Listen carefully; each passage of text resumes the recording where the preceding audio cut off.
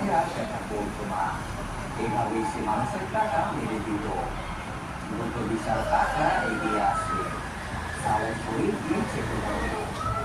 অন্যদিকে একজন একটি পাত্রে বমি করে, সেই বমি নিয়ে সে ফাদারকে খাওয়ানো হয়।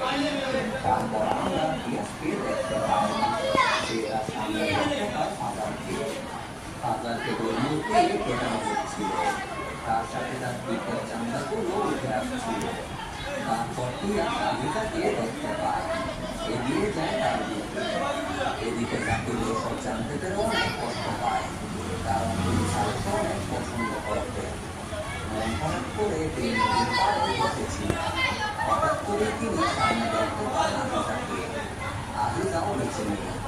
তিনি আজিজার লাশটি নিয়ে বাড়িতে আসেন, তাকে গোসল করানো হয়। তখন লিজা বাড়িতে আসে।